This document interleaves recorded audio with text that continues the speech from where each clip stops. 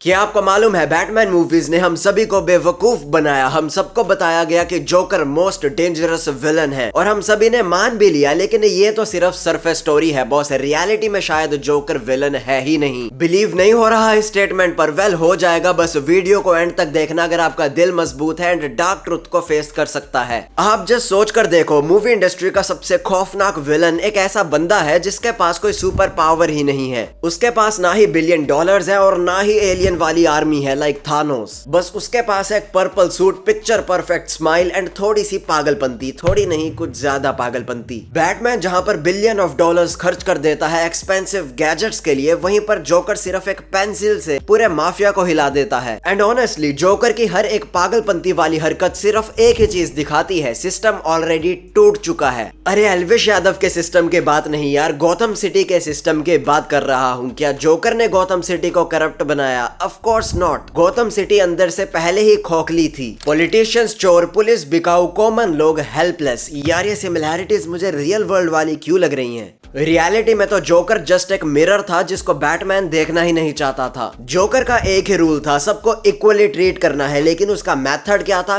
Chaos फैलाना। अब ये इक्वल ट्रीट कैसे करता था, चलो बताता हूँ। क्या आपको वो 2 फेरीज वाला सीन याद है जिसके एक फेरी में तो थे ऑर्डिनरी पीपल और दूसरी फेरी के अंदर थे क्रिमिनल्स? तब याद है जोकर ने क्या किया था? दोनों फेरीज में जोकर ने लगा दिए थे बॉम्ब्स एंड कहा था फिर आपस में डिसाइड कर लो भाई साहब, कौन बटन दबाएगा अपनी जान बचाएगा और दूसरे की फेरी उड़ा देगा। अब ये मूव कोई थानोस लेवल वाली फिलॉसफी तो नहीं थी, लेकिन जोकर का लॉजिक सिंपल था। इंसान की सूरत असली में बाहर तभी आती है जब उसके पास लूज करने को कुछ होता है एंड पर्सनली अटैक किया जाता है। मतलब एक तरह से जोकर एक सोशल एक्सपेरिमेंटर था। हाँ, उसके तरीके इलीगल वर्जन वाले थे। अब डिस्क्लेमर दे देता हूँ बॉस, ये वीडियो सिर्फ सरकाज़म के लिए है, जोकर जैसे कुछ कांड मत कर देना। एंड अब सबसे इंपॉर्टेंट बात, जोकर आखिरकार विलन बना क्यों? वेल द डार्क नाइट में तो इस चीज को एक्सप्लेन नहीं किया गया, लेकिन जोकर 2019 में सब कुछ बताया गया। जोकर बनने से पहले बस वो एक ऐसा बंदा था जो लोगों को हंसाना चाहता था, लेकिन उसको बदले में मिला क्या? बेइज्जती, बुलिंग, सिस्टम का ठेंगा। मतलब आर्थर फ्लेक जोकर जाकर तब बना जब उसको सिस्टम ने बार बार गिराया। अगर उसको भी एक अच्छा चांस मिलता, उसको ढंग से समझा जाता, तो शायद वो एक लेट नाइट कॉमेडियन बनता, लेट नाइट किलर नहीं।